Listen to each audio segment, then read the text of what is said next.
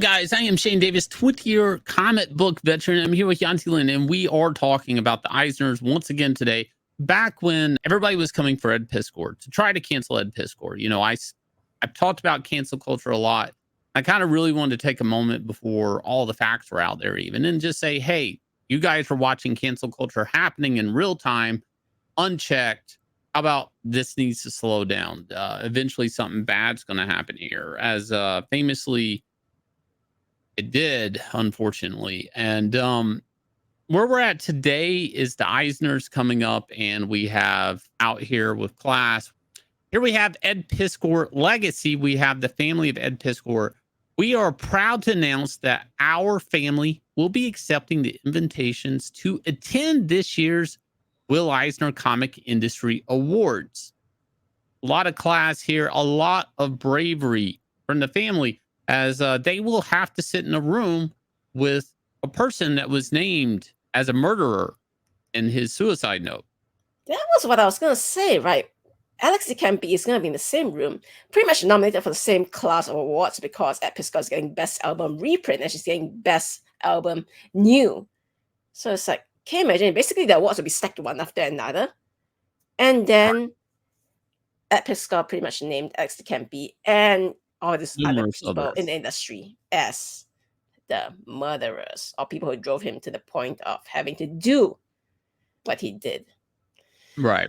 Now, of course, Alex de Campi has to play the defense when it comes to a situation like this. Now it's award season, you guys. It's near summer. It's time for all the comic awards to come out.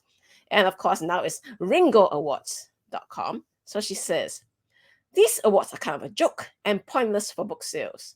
But if you want to do something really funny / make Comicsgate incels big mad, you could nominate Parasocial and Bad Karma as Best Graphic Novel and Scrapper as Best Miniseries. And then she links to ringoawards.com. So guys, see, she kind of already sets it up for you. They are kind of a joke and it's pointless for book sales. So if I don't win, it's okay. I didn't win. But you guys should try to make the Comicsgate incels big mad by nominating me for awards, even though I literally killed one of my fellow award nominees.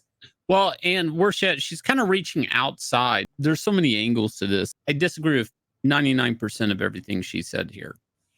And I don't like Alex de Campi. Still, I have never came across an Alex de Campi book in a comic store. I never have. I've never seen this name on a book at any comic shop. So she's trying to basically move on to the Ringo Awards. And she's trying to get people that want to piss on Comicsgate to go out here and vote for her to spite Comicsgate. This is also a weird thing where she's basically saying, click on the Ringo Awards. And if you don't click on the Ringo Awards, then you are probably Comicsgate. And I want to point this out a little bit because I don't like why Comicsgate is coming up in this. Well, let me remind you, dear. You remember this guy called Mark Waid? The moment the suicide letter came out from Ed Piskor, Mark Waid straight away said, it was the Comicsgate that drove him to the suicide. We're like, okay, I'm sorry, but in the entire 5-page suicide letter that Ed Piskor left behind, the word Comicsgate was never found at a single point in time. However, Alex de Campi's name was in the letter. Like, wow, deflection. Well, and this is something this group likes to do, especially Alex de Campi and the Whisper Network, which had been exposed, you know, including people like Heidi McDonald and Heather Ontos were in that group. But something that this group likes to do, and it's often forgotten, is it's one thing for me to come out and say I'm Comicsgate. It's another thing for Ethan Van Sciver or John Malin to say, hey, I'm Comicsgate. It's often forgotten that SJWs can say you're Comicsgate. And that is a really bad brand. They will come at you. They're ruthless. They will, you know, try to cancel you because that's why they brand you Comicsgate, is to get you, you know, kicked out of working at Marvel and DC. That's part of the brand there. In the case of Ed Piskor, just them attacking him, maybe not even calling him Comicsgate at that point, about stuff that we still really never saw the full DMs. You know, he never touched this girl as far as I'm understanding, unless there's some new intel. There was no police report. You know, he lost a $75,000 TV deal. He lost a gallery showing. His YouTube partner and his channel basically blew up in front of him all within a week.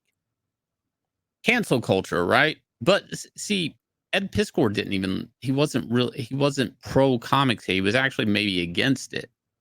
But see, that doesn't matter. You don't understand. It doesn't matter if you like Comicsgate or not. It's just there is the fear that these people will call you Comicsgate one day and take everything away from you if you don't do what they say, or they're bored and they feel like canceling somebody today. That's good enough excuse. See, at one point in time, it seemed like there was rhyme or reason for that. Now, bringing in these awards. So, Alex has fashioned herself a lot of utility in this tweet. She starts off by saying something that's true and then a bunch of bullshit behind it. Now, the true fact is, everybody knows book sales and Eisners, usually top selling books, aren't nominated for Eisners. Some books can get a little bump from being Eisner nominated or Eisner award winning. I'm going to quote Dan Didio: show me a book that won an Eisner, I'll show you a book that lost money. That's just the Eisners. The judges change every year. How things are put up for Eisners is no rhyme or reason. I've seen people nominated for Eisners that should have won go kind of corporate like Jeff Johns did and then just lose. And it's like, how did that happen? Oh, because you kind of sided with the corporate side of comics. You took like a title within the company. A lot of politics, right? Okay, well, that's a true fact. But bringing in like, hey, now vote for me for this to spite all of this going on. Let's forget that let's go ahead and move on to the next awards, because everybody's going to see how fucked up it is for me to sit in a room with the family that the guy killed himself. I'm named in the suicide letter, and I'm going to get up on stage and grab this award and have to look at his relatives in the face. When they look at the crowd, there's their family just looking at it's fucking, I mean, the only other way I feel like that scenario happens is a public execution, when witnesses come in on death row or something like that, and they're flipping the switch. It's like, how does this scenario even happen? Look, I've never put a lot of stock in the Eisners, and I still kind of don't. I think they kind of don't represent the talent in the American comic book industry at any given point in time anymore. Maybe back in the day they did, but not today. I don't understand how the industry isn't taking a moment to reflect on cancel culture and the effect cancel culture has to any up and coming talent wanting to come into the American comic book industry right now, as much as what's going to be in that room. A person accused of murdering a person and their family accepting an award on their benefit if they win. And that the killer or hypothetical murderer, supposedly one of the people pushing them to this act, maybe will accept an award in front of them. But yet nobody's wanting to put this together and talk about it. Why? Because they're too afraid of the Whisper Network, because you will be called Comicsgate. If Rich Johnson grew a pair and he did an article on this whole how effed up this situation is and just really put it all on paper and said, like, even if he's just like, these are just facts, what do you guys think? Kind of messed up, right? He would be called Comicsgate. That's how that would work. And that is the big issue, as you can see her doing right here. Vote for me to piss off Comicsgate. Do you see how this works? What? Let me reword that. If you don't vote for me, you are pro Comicsgate.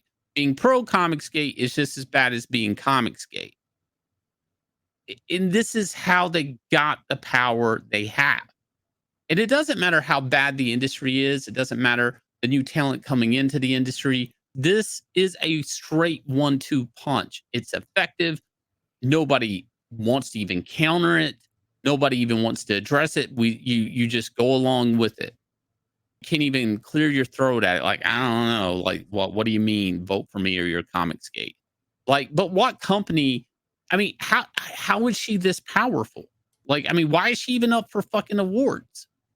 I still have never heard of these books. I don't understand this. Now, look, I'm not, if she's naturally getting nominated for these awards, good for her. I just don't understand this whole situation and why it's not more talked about in the American comic book industry, because just because it's not being talked about doesn't mean that people aren't seeing it. And the big effects of this is like, who wants to work in the American comic book industry anymore? I mean, what's the big talent coming in?